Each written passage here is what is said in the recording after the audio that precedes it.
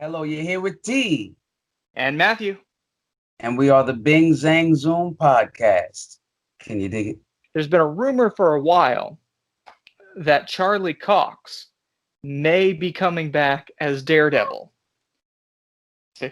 Everybody's excited about it. That's been floating around the zeitgeist for a bit now. Basically, the TV shows were under a slightly different contract because they were contracted to Netflix, Mm. and so they couldn't use the characters until the Netflix contract ended, which is coming up now. So there's been a rumor a while back that Charlie may be returning as Daredevil for Spider-Man as his lawyer and not actually Mm. as Daredevil.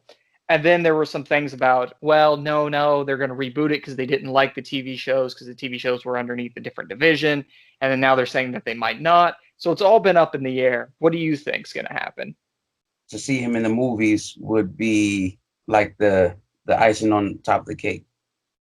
Just to see really any of the characters from the Netflix adaptations move on and go into the movies would be pretty golden in terms of just being able to stay on track with the same characters, same people playing the same characters.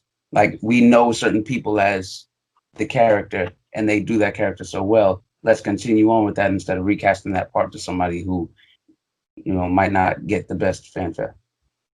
We got some She-Hulk news. What's going on with the She-Hulk stuff? Well, She-Hulk for a while has been it's going to be one of the Disney Plus shows that they can do. And they've been talking about it and hinting at it and casting it, et cetera, et cetera. And it seems that they finally found their She-Hulk, which is, I think you've got it in front of you, right? Who is it? Yeah, Tatiana Maslany, if I'm not ruining that name. Tatiana. Yeah, You're Maslany. close at any rate, yeah. Tatiana. So we've Right, got Tatiana. Tatiana as She-Hulk.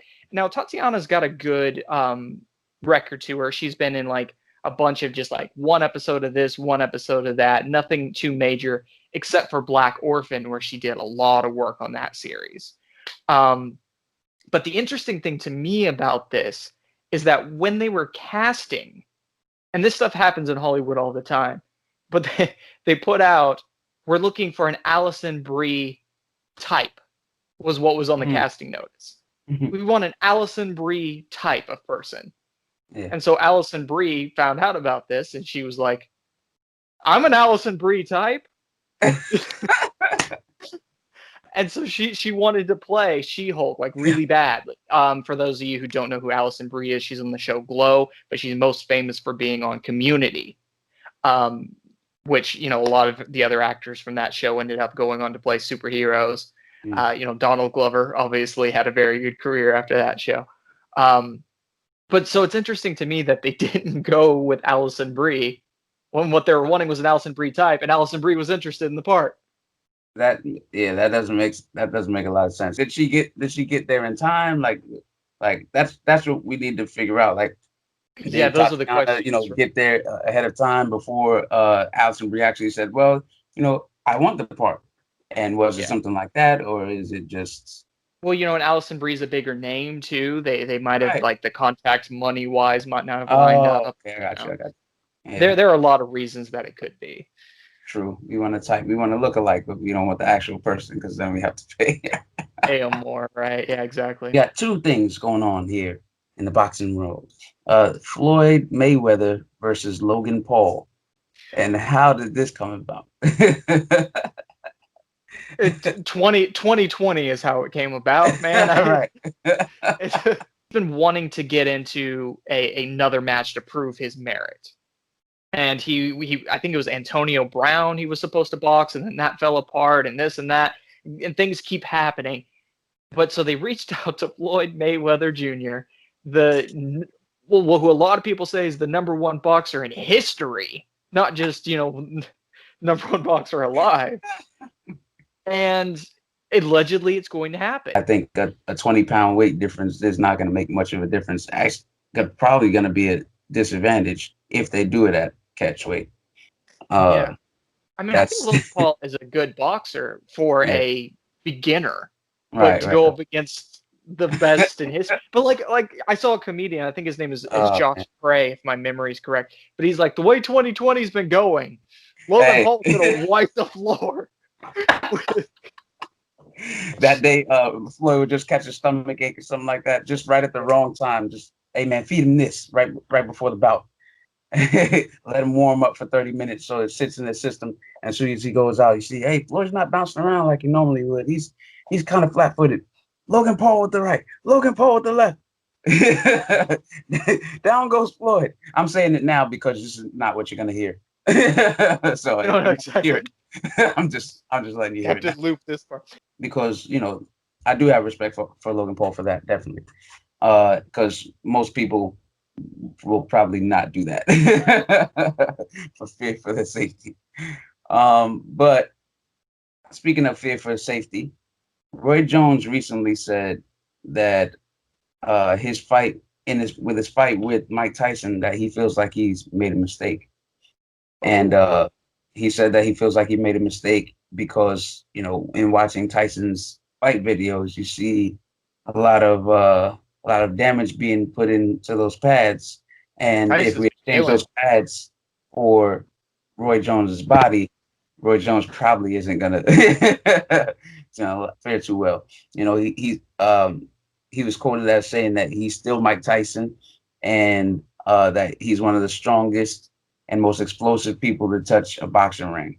I still think that he's going to get in there and fight Mike Tyson just because he said he would. But if for some reason something happens, he gets injured in training or he just bows out, Shannon Briggs said that he will definitely take that fight because it was originally going to be Shannon Yeah, Briggs versus Mike Tyson. But which I um, think would have been an incredible match to watch. oh But yeah, I mean, oh, Roy is a beast though, man. It's a toss and up. I really don't have any idea who could win right now. and he said something interesting as well. Mike Tyson did. Mike Tyson said that boxing, like the training, the getting in there, the fighting with another human being, makes him erect. Is this the guy that you want to get in the ring with in any capacity? You start getting hit from three directions after a little while. We don't know where that hook came from. It came from left field. Oh, No, right what the field. hell! I got hit on both sides of the face and the stomach all at the same time. What the hell happened? We've never seen this before. Jones down in the first. Oh my goodness. Yeah, take a nut shot to the stomach. It makes the whole biting the ear thing make a little bit more sense though, doesn't it? Yeah, right. He was just trying to whisper in his ear, and then he started Yeah, nibbling. nibble on it a little bit, and it just got out of hand. I love this stuff. Oh man, but yeah, Mike is definitely an otherworldly character. I think that if he does step out of the way, it's not like it's we missing out on the super fight. Because guess what? You know who's right there to take the spot? Shannon Briggs. And I mean, between Shannon Briggs and Mike Tyson, you got two of the craziest boxers ever. That would be a wild match for Yeah. sure. I think Roy Jones is a little bit more of a level-headed boxer and able to take things coming at him better. However, Roy Jones, I don't think has been stepping it up as much as Mike Tyson is. And again, like we said, we don't know how long Mike Tyson's been training. He could have been planning on making a comeback for 2 years and been training this whole time. We don't know, Yeah. right? But those Mike Tyson videos have just been really frightening. And like we said, Roy Jones, he said it himself. He's very level-headed. He's very good at figuring out where he is compared to his opponent.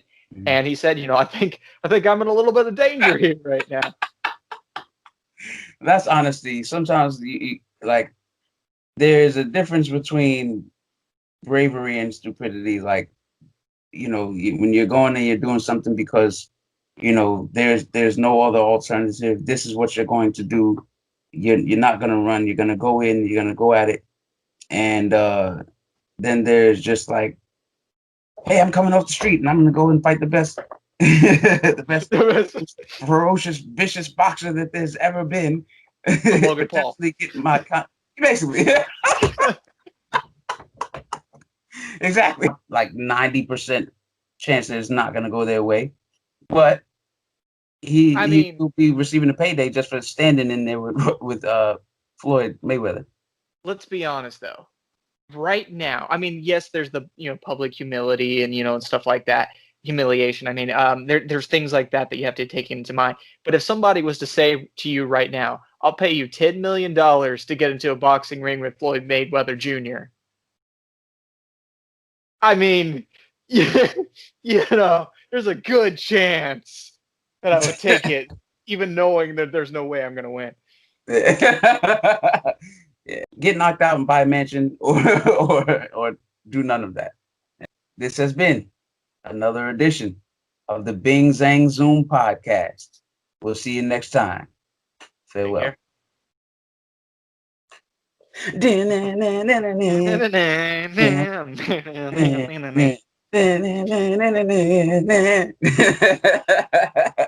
Yeah. All right.